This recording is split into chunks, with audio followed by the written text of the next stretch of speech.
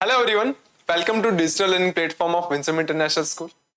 आज हम बात करने वाले हैं क्लास 12 के चैप्टर 2 के एनसीईआरटी एक्सरसाइज के बारे में। चैप्टर कंप्लीट हो चुका है हमारा ह्यूमन रिप्रोडक्शन। आज उसके एनसीईआरटी के बारे में बात करते हैं। ठीक है, चलिए NCERT exercise chapter 2 human reproduction. बड़ा क्यूट सा बेबी बना रखा है। ठीक है, बेबी तो क्या है, फीटस है। क्वेश्चन नंबर फर्स्ट क्या कहता है, देखिए, fill in the blanks. Fill in the blanks देखते हैं। द ह्यूमन रिप्रोड्यूस, ऑप्शन दे रखे हैं आपको, हिंट्स दे रखे हैं, एसेक्सुअली और सेक्सुअली। ह्यूमन जो रिप्रोड्यूस करते हैं वो मेथड जो होता है सेक्सुअली मेथड होता है, सेक्सुअल रिप्रोडक्शन करते हैं क्योंकि गैमेट्स बनते हैं, फ्यूजन होता है, फर्टिलाइजेशन होता है, तो सेक्सुअल रिप्रोडक्शन। तो मैं यहां लिख दूं sexually. Correct. Humans are oviparous, viviparous, ovoviviparous. Oviparous कौन होता है? वो जो एग यानी अंडे देते हैं। वीवीपेरस क्या होता है? जो अपने जैसे यंग वंस यानी बच्चों को जन्म देते हैं। ओविपेरस देखो क्या है, ये एक नया वर्ड है ना। ओविपेरस क्या होता है? ये शार्क्स होती है, शार्क फिशेस वो होती है। शार्क फिशेस में क्या होता है मैं बताता हूँ। वो अंडे देती हैं, ठीक है ना, लेकिन उनके अंडे बाहर नहीं आते, वो उनकी बॉडी के अंदर ही रहते हैं। ठीक है ना। होगा क्या, उनमें से जो पहला अंडा फूटता है और उससे जो बच्चा बाहर निकलता है वो बाकी के सब अंडों को क्या कर देता है, खा जाता है, और अंदर ही अंदर क्या होता है, डेवलप होता रहता है। फिर जब वो एक लिमिट तक डेवलप हो जाता है, देन शार्क उस बच्चे को जन्म देती है। मतलब शुरुआत में तो अंडे थे, ठीक है ना, शुरुआत में अंडे थे, लेकिन शार्क ने क्या किया, वो अंडे बाहर नहीं निकाले, वो अपने अंदर ही रखे। पहला बच्चा जो निकला उसने क्या किया, बाकी सारे अंडों को क्या किया, खा लिया, और वो डेवलप हुआ। तो यहां पर क्या था, अंडे भी थे और जो जन्म हुआ वो बच्चे का था। ठीक है ना। तो इसीलिए उसको ओविविपेरस बोलते हैं। ह्यूमंस में ऐसा कुछ नहीं होता। ह्यूमंस में क्या होता है, विविपेरस ही होती है। तो ह्यूमंस क्या होता है, विविपेरस होता है।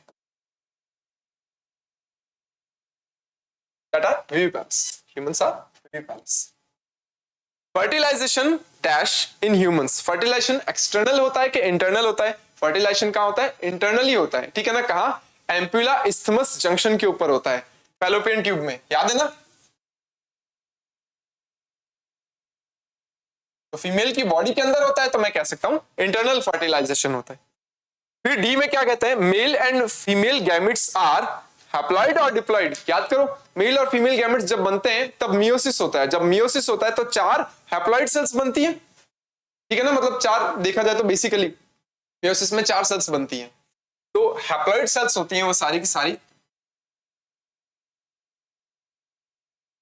Sales are haploid. आगे जाइगोट इज हैप्लॉइड और डिप्लॉइड। जाइगोट क्या होता है, स्पर्म और ओवम के फर्टिलाइजेशन से ही तो मिलके बना होता है ना। तो जाइगोट क्या होगा, डिप्लॉइड होगा। क्यों? क्योंकि सेल्स जो होती हैं स्पर्म और ओवम हैप्लॉइड होती है, वो मिल करके डिप्लॉइड जाइगोट बनाती है। तो मैं लिख दूं यहाँ पे डिप्लॉइड, डिप्लॉइड होती है। F, the process of release of ovum from a mature follicle is called mature follicle। मतलब ग्राफियन फॉलिकल की बात कर रहे हो। ग्राफियन फॉलिकल से आगे ओवम जो होता है उसका रिलीज होना क्या बोलते हैं, ovulation. That process is called ovulation. ठीक है ना। ओवम वास्तव में क्या वो ओवम है क्या, नहीं, वो सेकेंडरी साइट है। क्यों? क्योंकि अभी तक उसमें मियोसिस सेकंड नहीं हुआ है। मियोसिस सेकंड कब होगा, जब ठीक स्पर्म एंटर कर रहा होगा उस टाइम पे।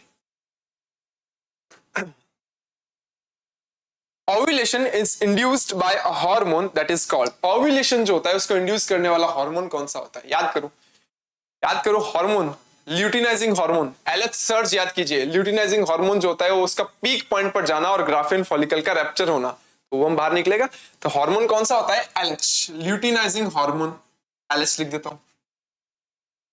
The fusion of male and the female gametes is called, fusion of male and female gametes, male और फीमेल गैमेट्स का फ्यूजन क्या, fertilisation.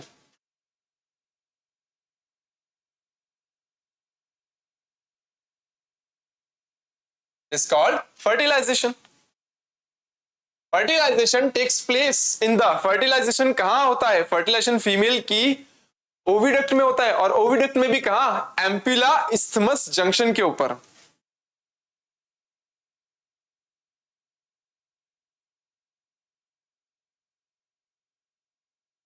Isthmus junction. Fallopian tube में एम्पुला इस्थमस जंक्शन पे होता है। The zygote divides to form dash which is implanted in uterus।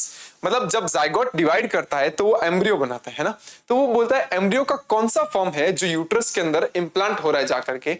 आपको पता है पहले वो मोरुला, फिर वो ब्लास्टुला, फिर वो ब्लास्टोसिस्ट में कन्वर्ट होता है, और ब्लास्टोसिस्ट जो होता है वो जाकर के इम्प्लांट होती है वहां पे। तो मैं यहाँ लिख दूं कौन सी स्टेज होती है जहां इम्प्लांटेशन होता है, जिस टाइम इम्प्लांटेशन होता है वो ब्लास्टोसिस्ट होती है।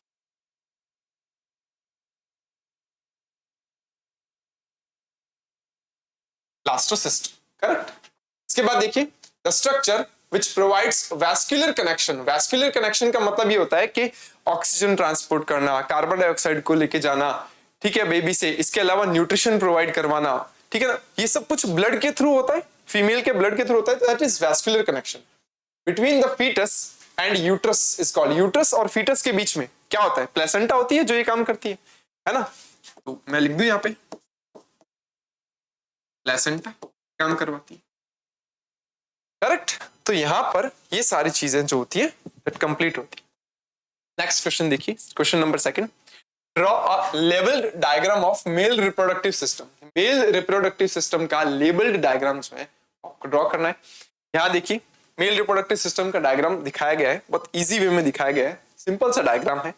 आपको पता है क्या होता है, ये स्क्रोटम है, इज अ स्क्रोटम, जिसके अंदर क्या रहते हैं, वन पेयर ऑफ टेस्टिस है। ये वन पेयर ऑफ टेस्टिस दिखा रखे हैं इस जगह पे, ओके, ओवल शेप के। फिर उसके बाद पीछे की तरफ एपिडिडाइमस है, that is a scrotum, that is a testis and epididymis. Epididymis के लोअर पार्ट से एक लंबी सी ट्यूब चलती है। वो लंबी सी ट्यूब जो होती है वो आगे चल करके क्या जाती है, आगे जाकर के पेनिस से होकर के बाहर खुलती है, ठीक है। क्या बोलते हैं इस ट्यूब को, क्या बोलते हैं इस ट्यूब को, बोलते हैं अरे लिखा हुआ है क्या, लिखा हुआ भी नहीं है, ये रहा वास डेफरेंस। इसको क्या बोलते हैं, वास डेफरेंस कहते हैं। It is a vas deferens जो स्पर्म्स को आगे लेकर के जाती है। कुछ ग्लैंड्स होती हैं जो अपना सिक्रीशन जो होती है वो स्पर्म्स के अंदर इंक्लूड करती है, फिर वो आगे चल करके सीमेन बनता है। ये क्या है, सेमाइनल वेसिकल्स होते हैं, ठीक है। पीछे की तरफ दिखाया हुआ है फीमेल का रेक्टम पार्ट, ठीक है। फिर ये पोर्ट जो होता है दैट इज एनस। एक ट्रायंगुलर ग्लैंड देखो, सिंगल ग्लैंड होती है triangular, that is prostate. It is also participate in formation of semen, ठीक है ना। सीमेन का कुछ पार्ट प्रोस्टेट भी बनाती है, सेमाइनल वेसिकल भी बनाती है। उसके बाद यूरिनरी ब्लैडर, यहां से यूरिन बाहर आता है, देखो यूरिनरी ब्लैडर। ये एक्सटर्नल जेनिटलिया दिखा रखे हैं, ठीक है, ये एक्सटर्नल जेनिटल दिखा रखे हैं। Penis that is a cylindrical structure. इसका आगे वाला हिस्सा क्या होता है पता है ना आपको, ग्लांस पेनिस बोलते हैं इसको, ग्लांस पेनिस। ये ग्लांस पेनिस जो होता है इसके ऊपर क्या होता है, foreskin.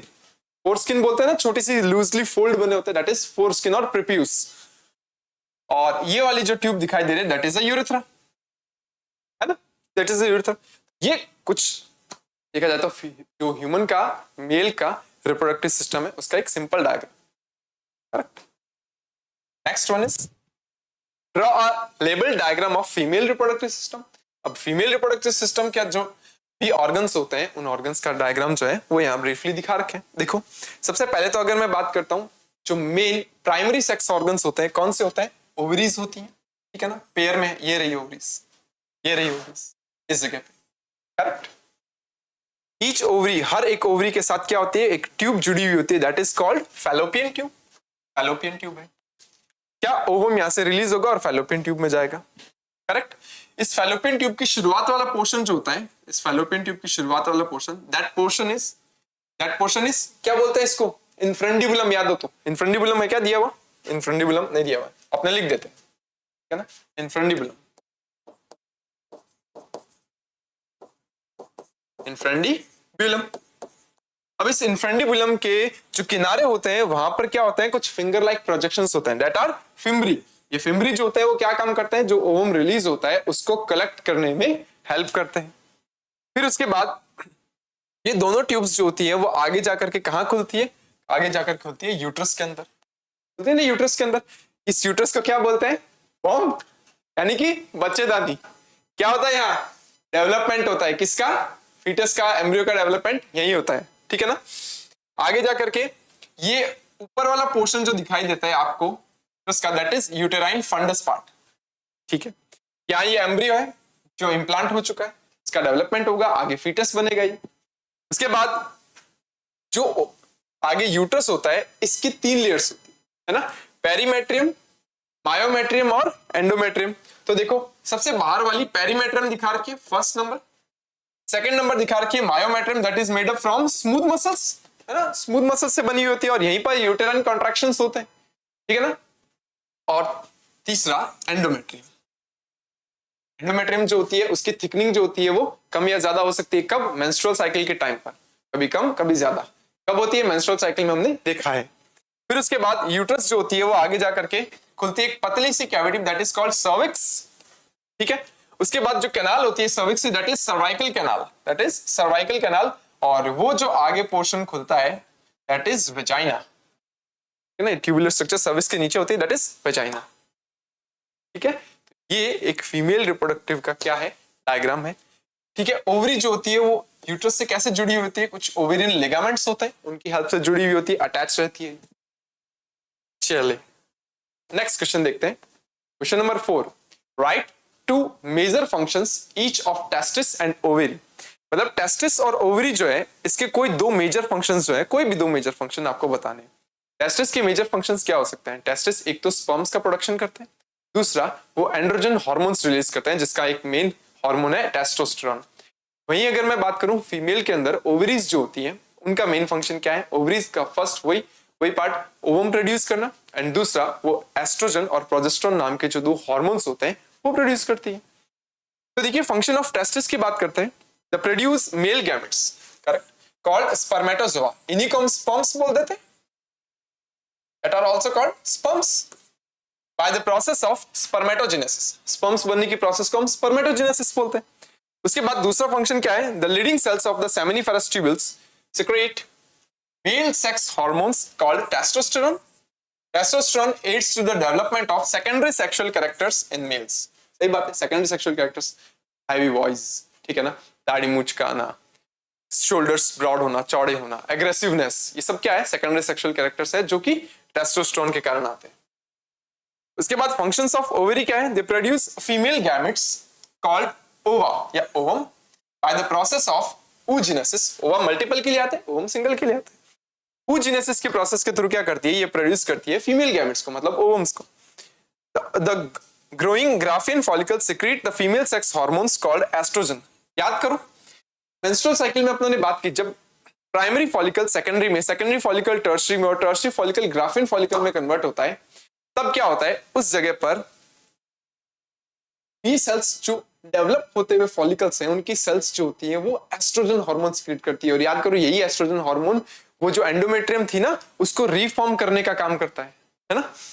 The oestrogen aids the development of secondary sex characters in females. एक काम और भी होता है, इसका काम होता है कि फीमेल के अंदर सेकेंडरी सेक्सुअल कैरेक्टर्स जो होते हैं, यानी मेमोरी ग्लैंड्स का डेवलपमेंट होना, मेंस्ट्रुअल साइकिल को मेंटेन करना, ये सब चीजें जो होती है सेकेंडरी सेक्सुअल कैरेक्टर्स में आती है फीमेल्स के, और वो एस्ट्रोजन कंट्रोल करते हैं।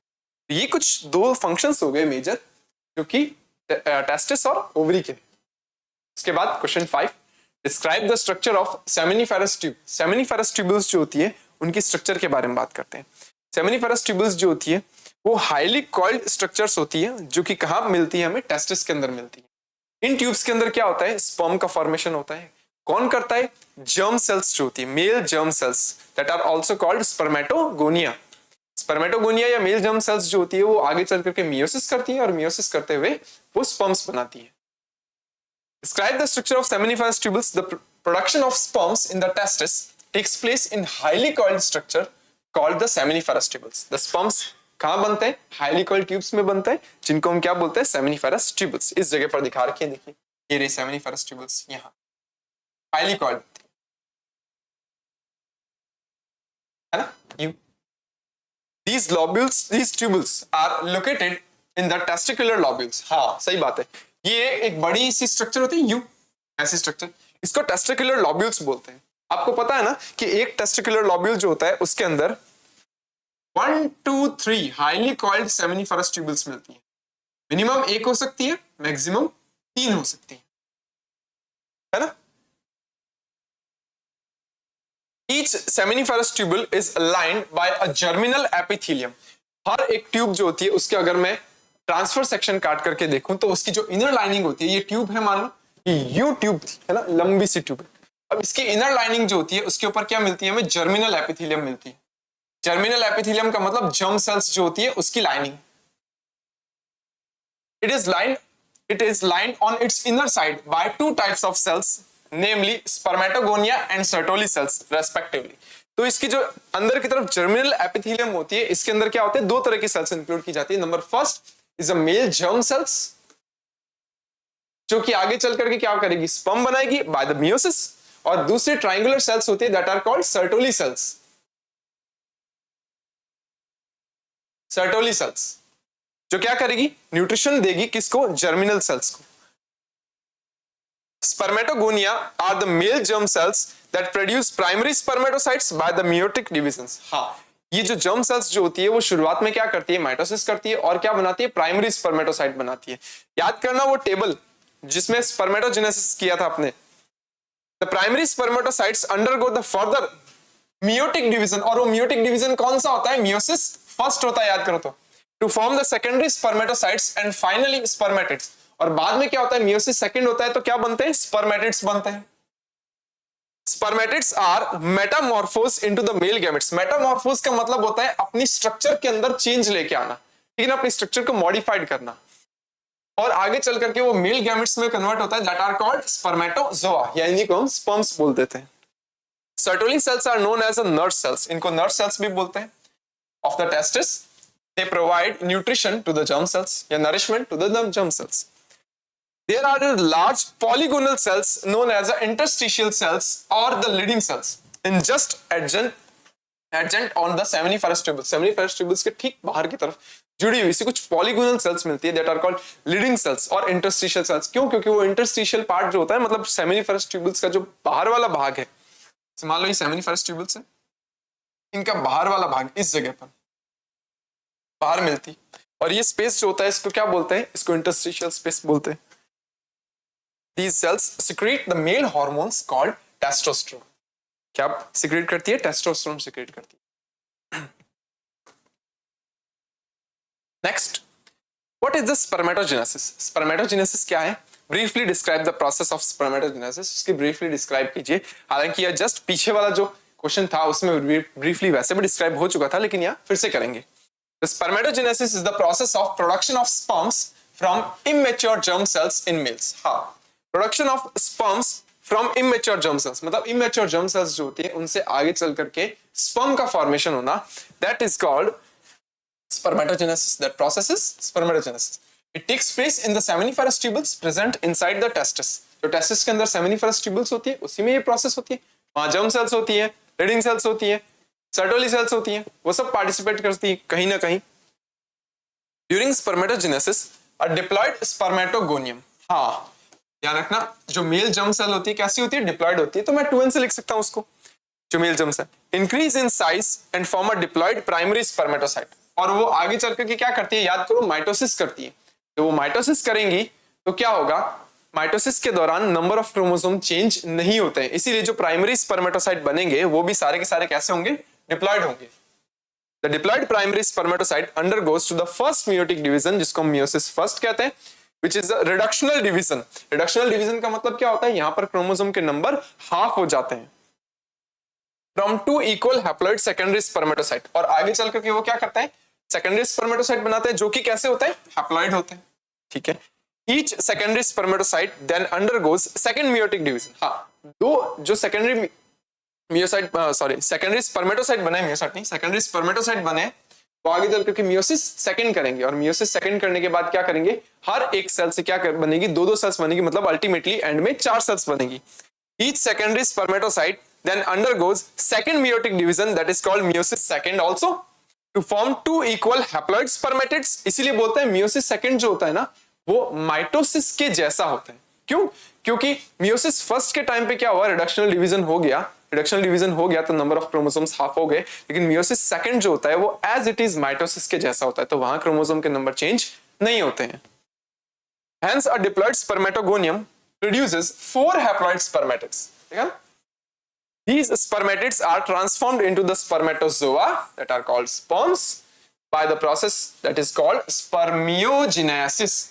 स्पर्मियोजेनेसिस याद करो, स्पर्मेटिड्स जो होते हैं उनका आगे चल करके फर्दर स्पर्म्स के अंदर कन्वर्ट हो जाना, that process is called spermiogenesis. इसके बाद क्वेश्चन नंबर 7 देखिए, the name of hormones involved in the regulation of spermatogenesis. मतलब वो कौन कौन से हॉर्मोन्स होते हैं जो स्पर्मेटोजेनेसिस को रेगुलेट करते हैं, ठीक है ना। फॉलिकुलर स्टिमुलेटिंग हार्मोन एफएसएच बोलते हैं जिसको हम follicular stimulating hormone, and luteinizing hormone जिसको हम एलएच बोलते हैं। कहां से सिक्रेट होते हैं? पिट्यूटरी ग्लैंड से सिक्रेट होता है। कौन सी पिट्यूटरी से? एंटीरियर पिट्यूटरी से सिक्रेट होते हैं एफएसएच और LH. They are secreted by gonadotropin releasing hormones from the hypothalamus. नहीं, गोनेडोट्रोपिन रिलीजिंग हार्मोन्स हाइपोथैलेमस जो होता है वो क्या करता है, इनको इंड्यूस करता है। सुनो कैसे, ये हाइपोथैलेमस है, हाइपोथैलेमस हाइपोथैलेमस ने एक हार्मोन निकाला GnRH, गोनेडोट्रोपिन रिलीजिंग हार्मोन। ये कहां गया? ये पिट्यूटरी ग्लैंड पे गया hormone, that is goes on pituitary gland. और पिट्यूटरी ग्लैंड से बोला, दीदी दीदी एक काम करो, आपके पास जो दो हार्मोन पड़े हैं ना एफएसएच और एलएच, वो निकालो, उनकी जरूरत है। तो पिट्यूटरी ग्लैंड जो होती है ना उसका भी एंटीरियर पार्ट दो हार्मोन्स निकलता है जिनको हम बोलते हैं एफएसएच और एलएच। जो एफएसएच जो होता है फॉलिकुलर स्टिमुलेटिंग हार्मोन जो होता है वो, और एलएच जो होता है, दोनों ही क्या करते हैं, टेस्टिस के अलग अलग पार्ट्स पर जाकर के काम करते हैं। तो इन दोनों को मिलाकर के हम गोनेडोट्रोपिन्स कह देते हैं, है ना। तो FSH and LH they are secreted by gonadotropin releasing hormone from the hypothalamus। तो hypothalamus ने GnRH भेजा पिट्यूटरी ग्लैंड पे, तो पिट्यूटरी ग्लैंड ने क्या किया, FSH और LH सिक्रेट किए। These hormones are involved in the regulation of the process of spermatogenesis. FSH acts on a Sertoli cells where the LH acts on the leading cells on the testis and stimulate the process of spermatogenesis। क्या? तो ये दो hormones होते हैं जो regulate करते हैं spermatogenesis को। That the question number 8, define the spermiogenesis and spermiation। मैंने पहले भी बताया हुआ है, मैंने कहा कि दो तीन टर्म्स ऐसी है यहाँ पर जो कि बहुत कंफ्यूजन क्रिएट कर सकती है। स्पर्मेटोजेनेसिस, स्पर्मियोजेनेसिस और स्पर्मिएशन, है ना। स्पर्मेटोजेनेसिस तो मैंने बताया था वो प्रोसेस जहां पर जर्म सेल्स जो होती है वो स्पर्म प्रोड्यूस करती है। रही बात स्पर्मियोजेनेसिस और स्पर्मिएशन की, क्या है? Spermiogenesis, it is the process of transforming spermatids into the matured spermatozoa or sperms। ये वो प्रोसेस होती है जिसमें spermatids जो होते हैं वो आगे चल करके mature sperms में कन्वर्ट हो जाते हैं। उस प्रोसेस को spermiogenesis बोलते हैं। और spermiation क्या होता है? It is the process when the mature spermatozoa, मतलब sperms, ठीक है ना, are released from the Sertoli cells, release कर दिए जाते हैं Sertoli cells से into the lumen of seminiferous tubules, जो कि ल्यूमेन में सिक्रेट कर दिए जाएंगे सेमिनिफरस ट्यूबल्स की, और उनको आगे बढ़ाया जाएगा, ठीक है ना, आगे ट्रांसफर किया जाएगा, जो कि आगे हो सकता है फर्टिलाइजेशन में काम आए। तो सर्टोली सेल्स जो होती है वो रिलीज कर देती है स्पर्म्स को, उस प्रोसेस को क्या कहते हैं? स्पर्मिएशन कहते हैं, ठीक है। फिर वो यहाँ पर सेमिनिफरस ट्यूबल से भी आगे चल करके बाहर चले जाते हैं, फिर वो एपिडाइमस से होते हुए, फिर वास डेफरेंस से होते हुए फिर आगे जाते हैं। ये सब प्रोसेस चलती है। Draw the label diagram of sperm। एक स्पर्म जो होता है एक हैप्लॉइड सेल होती है, ठीक है, लंबी सी ट्यूबुलर स्ट्रक्चर होती है। कौन कौन से पार्ट होते हैं इसके? पार्ट देखिए, नंबर फर्स्ट इसका पार्ट होता है हेड, ठीक है। उसके बाद आता है इसका छोटा सा पार्ट आता है नेक, नेक वाला पार्ट, नेक वाला पार्ट आता है। फिर आता है सेकंड पार्ट, थर्ड आता है mid piece, middle part, and the fourth is a tail और फ्लैजिलम। इसका जो फर्स्ट पार्ट होता है ये सबसे इंपॉर्टेंट है, जो हेड पार्ट है। इसका सबसे आगे वाला हिस्सा जो तीखा सा हिस्सा है दैट इज एक्रोसोम। इसके अंदर बहुत सारे एंजाइम्स होते हैं जो कि फर्टिलाइजेशन के लिए रिस्पॉन्सिबल होते हैं, फर्टिलाइजेशन में हेल्प करते हैं, क्योंकि वो ओवम की जो मेम्ब्रेन्स या सेल्स जो होती है ना, उसके बाहर कोरोना रेडिएटर सेल्स वगैरह जो होती है ना, उन सबको क्या करते हैं, भेद करके अंदर जाने में हेल्प करते हैं। उसके बाद क्या, न्यूक्लियस, सबसे इंपॉर्टेंट पार्ट, ये न्यूक्लियस होता है, यहाँ मेल का डीएनए होता है। फिर उसके बाद सेंट्रियोल होगा, ये सेंट्रियोल क्या करता है, आगे क्लीवेज में हेल्प करता है ना। वो जो जाइगोट बनेगा तो स्टार्टिंग डिविजन्स होते हैं ना क्लीवेज, उनमें ये सेंट्रियोल हेल्प करता है। फिर यहाँ मिड पीस के अंदर क्या होता है, माइटोकॉन्ड्रिया होता है। माइटोकॉन्ड्रिया क्या करते हैं, एटीपी प्रोड्यूस करते हैं। वो एटीपी क्या करेगा, चलने में, मूवमेंट में हेल्प करेगा स्पर्म के। और सेम यही टेल या फ्लैजिलम जो सबसे लंबी स्ट्रक्चर होती है, ये टेल या फ्लैजिलम जो होती है आगे चल करके ये भी जो सीमेन होता है उस मीडियम के अंदर क्या करेंगी, तैरने में, फ्लोट करने में या चलने में, मूवमेंट में हेल्प करती है स्पर्म की। Correct. Next, what are the major component of seminal plasma? देखो, एक वर्ड होता है सीमेन, वर्ड होता है सीमेन, एक होता है सेमाइनल प्लाज्मा। क्या फर्क है दोनों के अंदर? सीमेन जो होता है वो एक ऐसा फ्लूइड है जिसके अंदर स्पर्म्स भी है प्लस सेमाइनल प्लाज्मा भी है। लेकिन अगर मैं उस सीमेन से स्पर्म्स को अलग कर दूं, स्पर्म जो होता है ना उनको अलग कर दूं, तो पीछे बचा हुआ जो लिक्विड होगा that is a seminal plasma. तो वो पूछता है कि सेमाइनल प्लाज्मा में क्या क्या है? Semen is produced in males. Correct, semen जो होता है वो मेल्स में प्रोड्यूस होता है। It is composed of sperms and seminal plasma. पता है आपको, स्पर्म्स और सेमाइनल प्लाज्मा जो होता है से बना होता है। The major component of the seminal plasma in the male reproductive system are the mucus, spermatozoa and various secretions of accessory glands. Various secretion, अलग अलग तरह के secretions जो होते हैं वो accessory glands के, वो सारे इसमें होते हैं। फिर उसके बाद seminal plasma जो होता है उसमें क्या होता है? rich in fructose, important है, calcium, ये भी important है, ascorbic acid and certain enzymes just like a hyaluronidase enzyme. Hyaluronidase enzyme. It provides nourishment and protection to the sperm. यानी कि यहाँ पर बहुत सारे न्यूट्रिएंट्स तो होते ही हैं जो कि न्यूट्रिशन देते हैं स्पर्म को, और इसके साथ कुछ एंजाइम्स जो होते हैं वो प्रोटेक्शन भी प्रोवाइड करवाते हैं। Next one, what are the major functions of male accessory ducts and glands? Male की जो एक्सेसरी डक्ट्स होती हैं वो और मेल की जो एक्सेसरी ग्लैंड्स होती हैं वो, दोनों का काम क्या है? The male accessory ducts are, देखिए, vasa efferentia, correct, epididymis, vas deferens और द रेटेटेस्टिस। चार, vasa efferentia, epididymis, vas deferens और रेटेटेस्टिस, ये चार जो होती है वो मेल की एक्सेसरी डक्ट्स होती हैं। They play an important role in transport and the temporary storage of sperms. दो काम होते हैं। क्या होता है? पहला काम होता है ट्रांसपोर्ट करना और दूसरा होता है टेम्पररी स्टोरेज ऑफ स्पर्म्स। कुछ टाइम के लिए स्पर्म्स को स्टोर कर लेती है या आगे ट्रांसपोर्ट करवाने में हेल्प करती है। Male accessory glands are seminal vesicles, prostate gland and the bulbourethral gland that is also called Cowper's gland, है ना? Seminal vesicles first, second prostate, third bulbourethral glands. These glands secrete fluids that lubricate the reproductive system and sperms. वो lubrication का काम करती है। ये तीनों glands कुछ fluid secrete करती है जो कि lubrication देती है। The sperm get dispersed in the fluid which makes their transportation into the female body easier. हाँ, कुछ ऐसे secretions भी होते हैं जो जैसे mucus होता है, वो क्या करता है? स्पर्म को आगे इजैकुलेट करने में हेल्प करता है ताकि वो इजीली फीमेल के रिप्रोडक्टिव ट्रैक्ट के अंदर एंटर कर जाए। The fluid is rich in fructose. ये फ्लूइड जो होता है जैसे सीमेन होता है, क्या होता है? रिच होता है fructose, ascorbic acid and the certain enzymes. They also provide nutrition and active the sperm. तो ये सब क्या करते हैं? न्यूट्रिशन प्रोवाइड करवाते हैं और स्पर्म को एक्टिव करते हैं ताकि वो फास्टली मूव करते हुए फीमेल की रिप्रोडक्टिव बॉडी के अंदर ओवम तक पहुंच जाए। ठीक है, ये सारे काम हो सकते हैं। What is the oogenesis? Give a brief account of oogenesis. oogenesis क्या होता है? ओवम प्रोड्यूस करने की जो प्रोसेस होती है फीमेल के अंदर, that process is called oogenesis. Oogenesis is the process of formation of mature ovum from the oogonia in female cells. है oogonia जो होता है, क्या मैं इसको फीमेल जर्म सेल बोल दूं? क्या है? बोल दूं क्या? हाँ, बोल सकते हैं ना, फीमेल जर्म सेल्स, क्योंकि इन्हीं से तो आगे चल करके क्या बनेगा? ओवम बनेगी। oogonia जो होते हैं वो स्टार्टिंग में जो बहुत सारे सेल्स होते हैं that are oogonia in females. It takes place in ovaries. हाँ, कहाँ होता है? ओवरीज में होता है।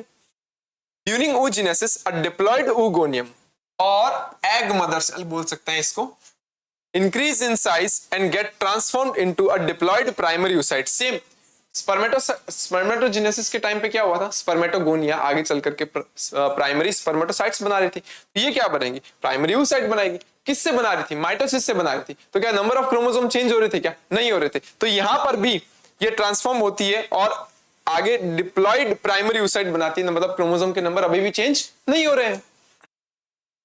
This diploid primary oocyte undergoes the first meiotic division, like meiosis first, और reductional division कह सकते हैं, to form two unequal haploid cells। वहां जो cells बन रही थी ना स्पर्मेटोजेनेसिस में, equal cells थी, यहाँ two unequal haploid cells बनेगी, मतलब एक polar body बनेगी और दूसरा जो होगा वो क्या बनेगा, secondary oocyte बनेगा। The smaller cell is known as the first polar body, while the larger cell is known as secondary oocyte। वो टेबल oogenesis की टेबल है ना, उसमें दिखा रखा है ये सब चीजें।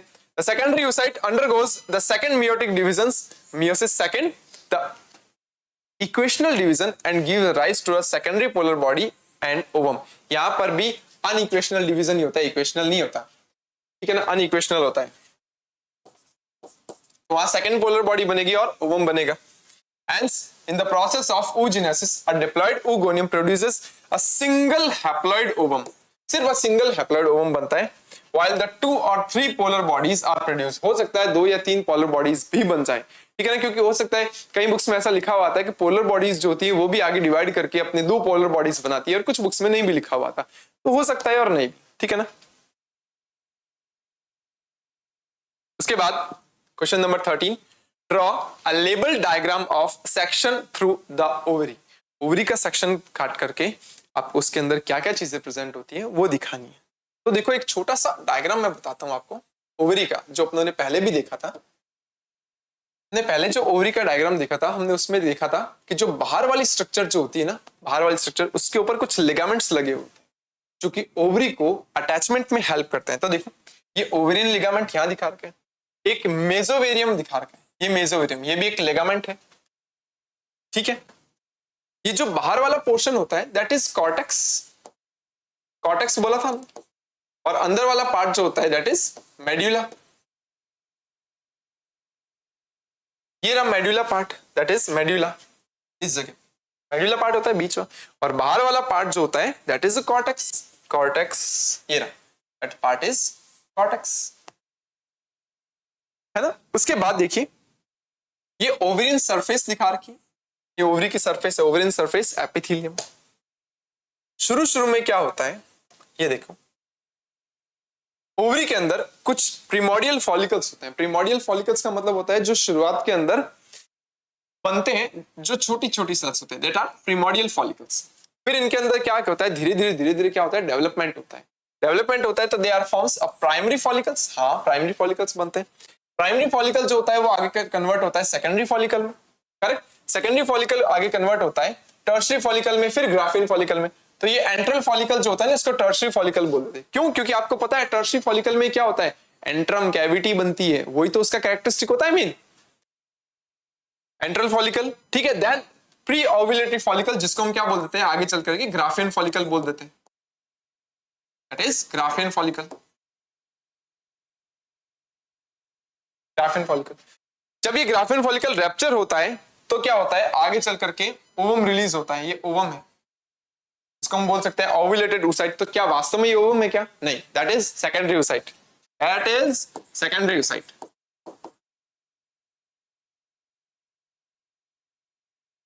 ठीक है। अच्छा, सेकेंडरी oocyte जो होती है उसके बाहर की तरफ आपको पता है क्या होती है, कोरोनरी डेटा सेल्स होती है, कोरोनरी डेटा सेल्स, ठीक है ना।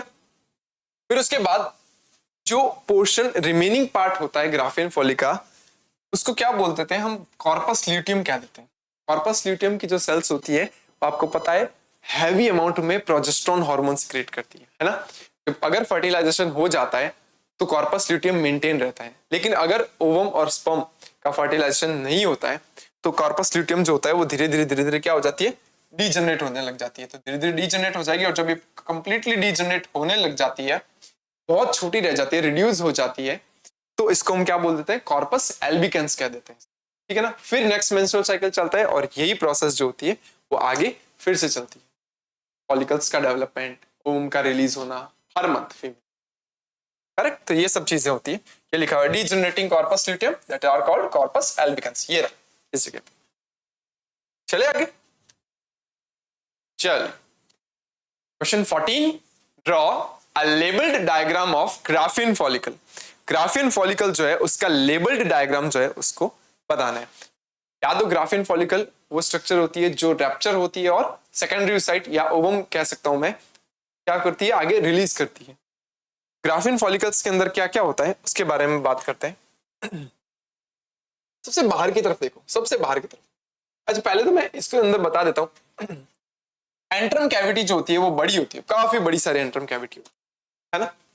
उसके बाहर की तरफ सबसे बाहर देखो थीका इंटरना और थीका एक्सटर्ना, मतलब ये दो लेयर्स तो मिलेगी। सबसे बाहर थीका एक्सटर्ना मिलेगी और उसके अंदर मिलेगी थीका इंटरना। उसके बाद मिलती है बेसमेंट मेम्ब्रेन, ये बेसमेंट मेम्ब्रेन है जो ब्लैक कलर की दिखा रखी है।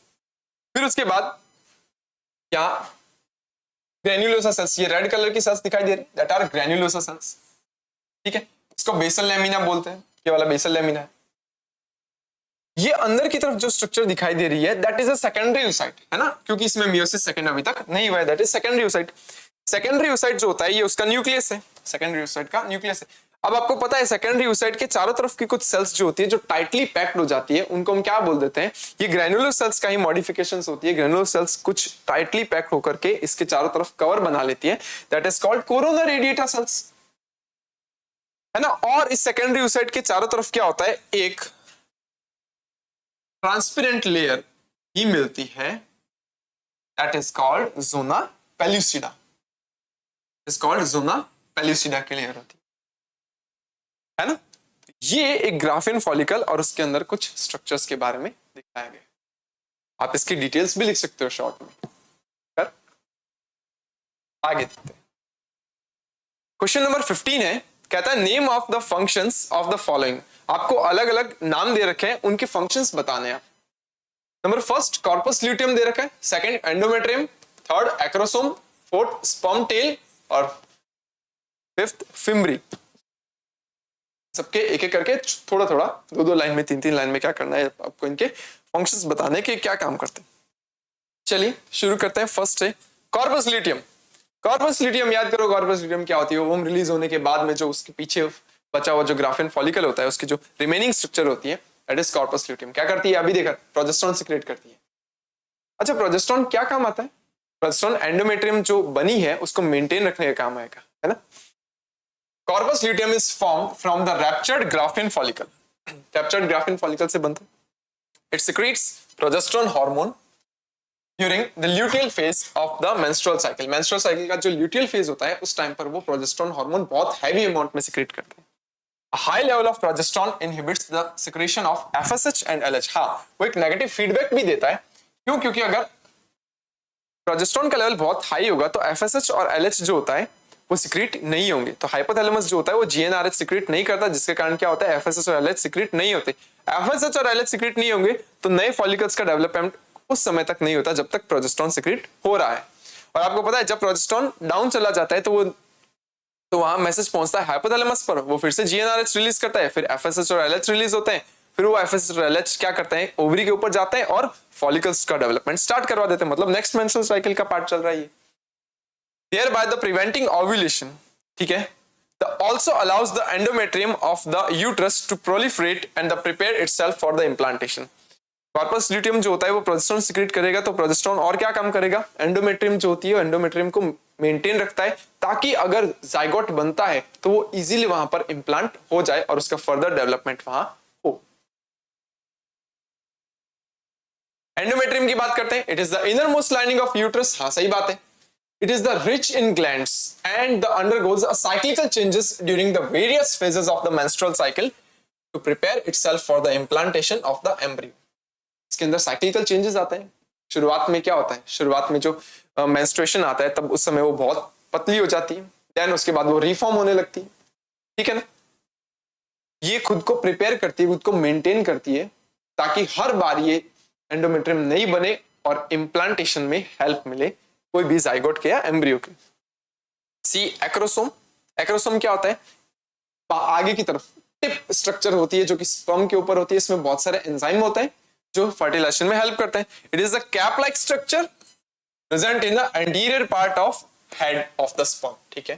इट कंटेन्स हाइल्यूरोनिडेज एंजाइम, पीछे मैंने लिखा भी था, which hydrolyzes the outer membrane of the egg, thereby helping the sperm to penetrate the egg at the time of fertilization.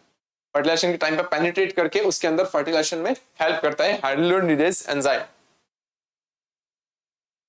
D, sperm tail. It is the longest region of sperm. Sperm का सबसे लंबा भाग होता है sperm tail, that facilitates the movement of sperm inside the female reproductive tract. Female reproductive tract के अंदर क्या करता है, मूवमेंट में हेल्प करते हैं स्पर्म के. कौन? टेल.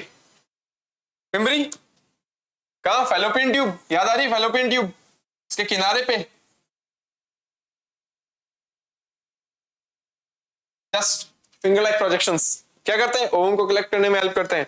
यार finger like projections at the ovarian end of the Fallopian tube, they helps the collection of ovum after ovulation which is facilitated by the meeting of the cilia. जहां पर क्या होता है, ये एक तरीके से सीलिया जैसी स्ट्रक्चर होती है, ये यूं मूव करती है तो ओवम जो होता है वो अंदर की तरफ एंटर कर जाता है. उसके बाद क्वेश्चन 16 क्या कहते हैं, देखो. आइडेंटिफाई द ट्रू और false statement, correct each false statement to make it true. अच्छा, मतलब आपको क्या करना है, आइडेंटिफाई करो कि फॉल्स और ट्रू स्टेटमेंट कौन सा है. अगर वो स्टेटमेंट फॉल्स है तो आप उसका रीजन भी दो और उसको ट्रू भी बताओ. Androgens are produced by Sertoli cells. Androgens जो होते हैं वो सर्टोली सेल्स निकालती है. गलत. एंड्रोजन्स कौन निकालते हैं? लीडिंग सेल्स निकालती है. That is a false. ये फॉल्स है. और इसके आगे क्या हो जाएगा, आप लिख देंगे androgens secreted by Leydig cells. Spermatozoa get nutrition from Sertoli cells. Spermatozoa जो होते हैं वो न्यूट्रिशन मिलते हैं सर्टोली सेल्स से. Correct. Leydig cells are found in ovary. क्या लीडिंग सेल्स ओवरी में मिलती है? हाँ, लीडिंग सेल्स ओवरी में नहीं मिलती. That is a false. Leydig cells are present in testis. Leydig cells synthesise androgens. Leydig cells जो होती है वो एंड्रोजन्स सिंथेसाइज करती है. That is a true. oogenesis takes place in corpus luteum. oogenesis takes place in corpus luteum. corpus luteum में का oogenesis से क्या लेना देना? corpus luteum तो वो रिमेनिंग स्ट्रक्चर है ना ग्राफिन फॉलिकल फटने के बाद. It is a false. तो oogenesis कहाँ होता है? ओवरी में होता है. oogenesis takes place in ovaries, not in corpus luteum. ये wrong है. menstrual cycle ceases during the pregnancy. menstrual cycle cease हो जाता है प्रेगनेंसी के टाइम पे. हाँ करेक्ट, क्योंकि हमें एंडोमेट्रियम जो है वो मेंटेन रखनी है. That is a true. Presence और absence of hymen is not a reliable indicator of the virginity और द सेक्सुअल एक्सपीरियंस. सही बात है. सही बात है ना, क्योंकि हमने देखा था कि जो हाइमेन जो होती है वो कई बार फिजिकल एक्टिविटीज जैसे कि जिम्नास्टिक्स हो गया, ठीक है ना, हॉर्स राइडिंग हो गई, टैम्पॉन्स इंसर्ट करते हैं, तब भी क्या होता है, हाइमेन जो होती है फट जाती है. तो that is not indicator of the sexual virginity. Virginity और sexual experience, that is true. ये सारे स्टेटमेंट्स हो गए. नेक्स्ट बात करते हैं, what is the menstrual cycle and which hormones regulate the menstrual cycle. Menstrual cycle क्या होता है? मेंस्ट्रुअल साइकिल प्राइमेट फीमेल्स जो होती है उनके अंदर उनका रिप्रोडक्टिव फेज होता है, उस टाइम पर चलने वाले कुछ साइकिल्स हैं जो कि उनकी बॉडी में चेंजेस लेके आते हैं. और वो चेंजेस जो होते हैं वो रिस्पॉन्सिबल होते हैं ओवम रिलीज होने के लिए, बेबीज के डेवलपमेंट के लिए, ठीक है, और बच्चों को आगे या अपने जैसे ऑफस्प्रिंग्स को जन्म देने के लिए. Menstrual cycle is a cyclical change of reproductive tract of a primate females. है ना, प्राइमेट फीमेल्स में चलते हैं उनको मेंस्ट्रुअल साइकिल मिलते हैं, और जो नॉन प्राइमेट में चलते हैं ओस्ट्रस साइकिल. है ना. This period is marked by the characteristic event repeated almost every month, 28 days. और ये सारे के सारे इवेंट्स जो होते हैं वो हर 28 डेज में रिपीट किए जाते हैं. ठीक है. हल्का फुल्का माइनर वेरिएशन के अंदर हो सकता है, कभी कभी ऊपर नीचे चल सकते हैं ये चीजें, सारी की सारी 2-4 दिन आगे पीछे होता है. In the form of the menstrual flow, shedding of the endometrium of the uterus. शुरुआत कहां से होती है? मेंस्ट्रुअल फ्लो से होती है, जिसको हम मेंस्ट्रुएशन भी बोलते हैं. इसमें क्या होती है, एंडोमेट्रियम जो होती है वो क्या होती है, शेड होकर के ब्लीडिंग के फॉर्म में बाहर आती है. It may be temporarily stopped only during the pregnancy. हाँ, ये टेम्पररली स्टॉप हो जाती है कब? जब प्रेगनेंसी होती है तब. हार्मोन्स जो रेगुलेट करते हैं मेंस्ट्रुअल साइकिल को कौन से होते हैं? एफएसएच, फॉलिकुलर स्टिमुलेटिंग हार्मोन, तो क्या करते हैं, फॉलिकल्स डेवलप करवाते हैं. LH, luteinizing hormone. उसके बाद एस्ट्रोजेंस और प्रोजेस्टेरॉन्स, ये सब चीजें जो होती है, ये सारे हार्मोन्स जो होते हैं वो इनको रेगुलेट करते हैं. ठीक है. मेंस्ट्रुअल साइकिल वाला क्वेश्चन कंप्लीट होता है. क्वेश्चन नंबर 18 क्या कहता है, सुनिए. What is the parturition? Which hormones are involve in the induction of parturition? Parturition क्या है? जब फुल्ली डेवलप्ड बेबी हो जाता है, बेबी यूट्रस में क्या होता है, फुल्ली डेवलप्ड हो जाता है, तो वो प्रोसेस जिसके थ्रू उस बेबी का जन्म होता है, उस प्रोसेस को बोलते हैं पार्चुरेशन, है ना? आपको पता है बर्थ कैनाल बोलते हैं ना किसको? सर्वाइकल कैनाल और वेजाइनल कैनाल जो होते हैं दोनों मिलाकर के उनको क्या बोलते हैं? बर्थ कैनाल मिलते थे, उस जगह से बाहर आता है। अच्छा, कौन हेल्प करता है? ऑक्सीटोसिन हार्मोन जो होता है वो यूट्रस के, ठीक है ना, यूटेराइन के जो एक तरीके से देखा जाए तो मिडिल लेयर जो होती है ना, मिडिल लेयर, ठीक है ना, मसल्स लेयर जहां पर स्मूथ मसल्स होती है वहां कॉन्ट्रैक्शन पैदा करता है। इसके कारण क्या होता है, उसके बाद फीमेल जो होती है उसका बेबी जो होता है वो बाहर आने लगता है बर्थ कैनाल से होते हैं। Parturition is the process of giving birth to a baby as the development of fetus gets completed in the month of mother's womb. Mother's के वॉर्म में अगर वो फीटस फुली डेवलप हो गया है तो उसके बाद वो प्रोसेस होगी जिसके थ्रू वो जन्म देगी बच्चे को। The hormones involved in this process are oxytocin and relaxin. Oxytocin leads to the contraction in smooth muscles of myometrium. Myometrium middle layer है of the uterus, which directs the full term fetus towards the birth canal. ठीक है? On the other hand, the relaxin hormone causes the relaxation of the pelvic ligaments and the prepares the uterus of the childbirth. क्या होता है? यहाँ नीचे की तरफ pelvic ligaments पाए जाते हैं, ठीक है ना, दो बोन्स होती है नीचे की तरफ, pelvic girdle होता है ना, pelvic girdle की दो बोन्स होती है वो आपस में यूं जुड़ी हुई होती है, उस जॉइंट को वो थोड़ा सा लूज कर देता है, पेल्विक लिगामेंट्स जो होता है वो लूज कर देता है जिस कारण बेबी आसानी से बाहर आ सके। तो इसीलिए ये जो लोअर एरिया जो होता है ना फीमेल्स का, कई बार क्या होता है बेबीज के जन्म के बाद ये एरिया जो होता है वो थोड़ा सा चौड़ा हो जाता है। क्यों? क्योंकि बेबी का जो जन्म होता है उस टाइम पे रिलैक्सिन हार्मोन रिलीज होता है, वो उन लिगामेंट्स को थोड़ा सा लूज कर देता है ताकि बेबी इजीली बाहर आए, है ना। उसके बाद क्वेश्चन नंबर 19 क्या कहता है? In our society the women are often blamed for giving birth to daughters. Can you explain why that is not correct? हाँ, जब कोई फीमेल है बार बार लड़की को जन्म देती है तो उसके घर वाले जो होते हैं या समाज जो होता है वो बार बार उस फीमेल को टॉर्चर करता है कि क्या ऐसे बार लड़कियों को जन्म, अरे लड़का नहीं हो रहा, ये क्या मतलब होता है? इसमें उस मदर की कोई गलती नहीं है। इसका रीजन बता देता हूं आपको। आप सब लोगों को पता है जो फीमेल्स होती हैं उनके अंदर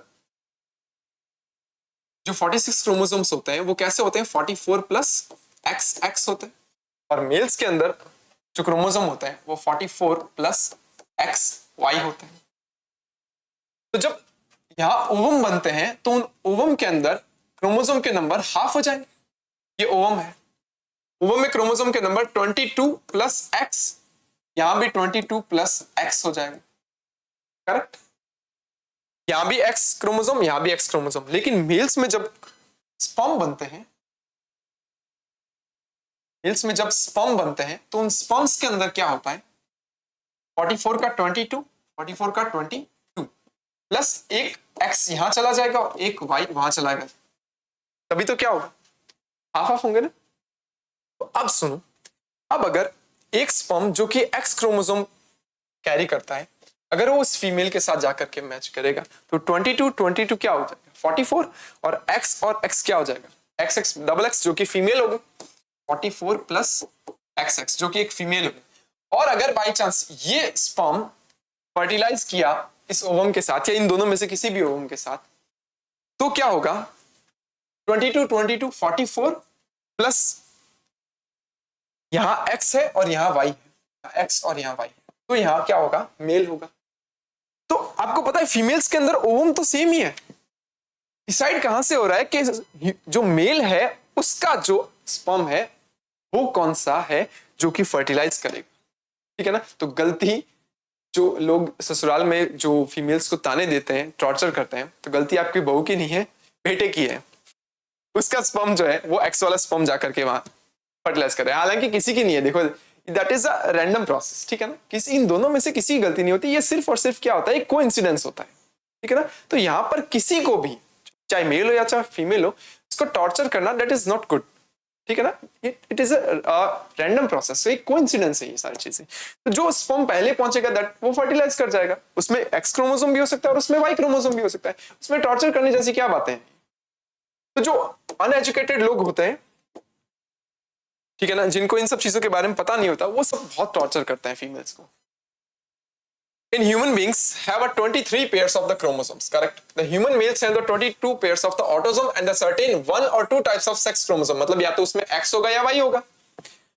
They are either X or Y, correct? On the contrary, human females have the 22 pairs of autosome and the certain only the X chromosome. देख लो, अभी आगे बताया था मैंने, अभी बताया था कि फीमेल्स के अंदर जो ओवम होते हैं उनके अंदर हमेशा X क्रोमोसोम ही रहता है. The sex and individual is determined by the only type of the male gamete X or Y, correct? Which fuses with the X chromosome of the female. If the fertilizing sperm is X, the baby will be a girl, and if it is Y, then the baby will be a boy. Hence, it is incorrect to the blame of a woman for the gender of the child. Now, the question number 20. How many eggs are released by a human ovary in a month? And how many eggs do you think would have been released if a mother gave a birth to identical twins? Would you answer the change of the twins born were paternal? आपको पता है दो तरह के twins होते हैं, एक तो होता है आइडेंटिकल ट्विंस, एक होते हैं नॉन आइडेंटिकल ट्विंस, जिनको हम क्या बोलते हैं, फैटर्नल ट्विंस भी बोल देते हैं. ठीक है, क्या होता है सुनना ध्यान से. अगर एक स्पर्म और एक ओवम दोनों फर्टिलाइज किए, करेक्ट, आगे क्या होगा, सेल्स के नंबर इंक्रीज होंगे, करेक्ट, और ये बन जाएगा एम्ब्रियो. एम्ब्रियो बन जाएगा, फॉर्म्स एम्ब्रियो. इसके ऊपर जोना पेलिस्ट्रिया की लेयर भी है. उसके बाद क्या होता है, जैसे जोना पेलिस्ट्रिया की लेयर जो होती है वो हटती है, उस दौरान क्या हो सकता है, अगर ये एम्ब्रियो दो पार्ट में स्प्लिट हो गया, इसके सेल्स दो पार्ट में स्प्लिट हो गई, तो हर एक पार्ट से क्या होगा, एक बेबी का डेवलपमेंट होगा, एक नए फीटस का डेवलपमेंट होगा. क्या ये दोनों पहले एक ही थे क्या? हाँ, एक ही थे. उस टाइम पर ये दो पार्ट में स्प्लिट हो गए तो वो आइडेंटिकल ट्विंस बनेंगे. आइडेंटिकल ट्विंस कैसे, जिनकी शक्ल, रूप, रंग, आकार सब कुछ सेम होता है. ठीक है ना. और नॉन आइडेंटिकल ट्विंस या फैटर्नल ट्विंस कब बनते हैं, जब अगर एक फीमेल में दो ओवम एक साथ रिलीज हो जाए, दो ओवम एक साथ रिलीज हो जाए और हर एक ओवम के साथ क्या होगा, एक एक स्पर्म फर्टिलाइज कर जाएगा.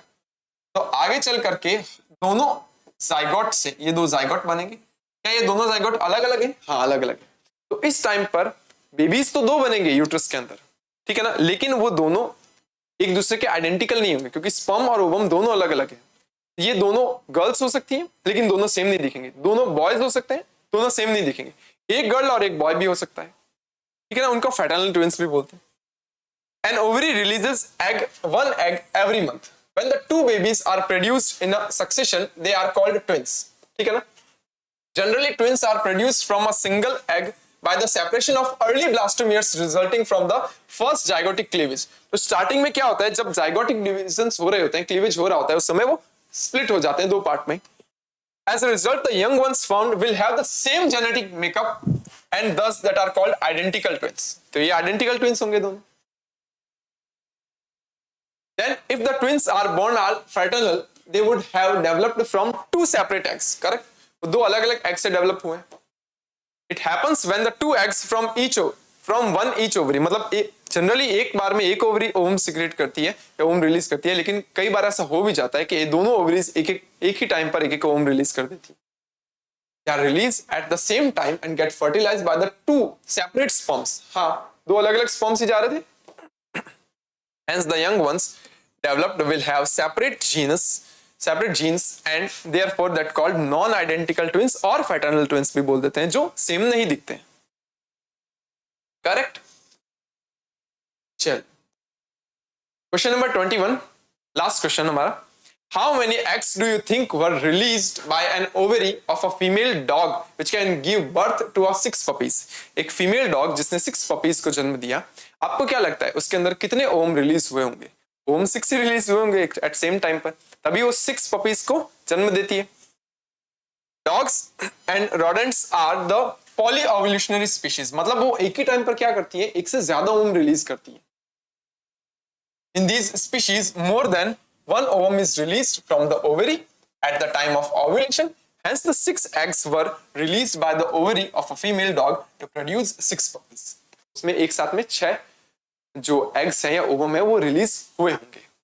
ठीक है, यहाँ पर एनसीईआरटी एक्सरसाइज जो है चैप्टर सेकंड की कंप्लीट होती है। इससे रिलेटेड अगर आपको कोई भी डाउट्स है तो आप नीचे कमेंट सेक्शन में पूछ सकते हैं। ठीक है, keep learning and keep growing with Winsome International school. Thank you.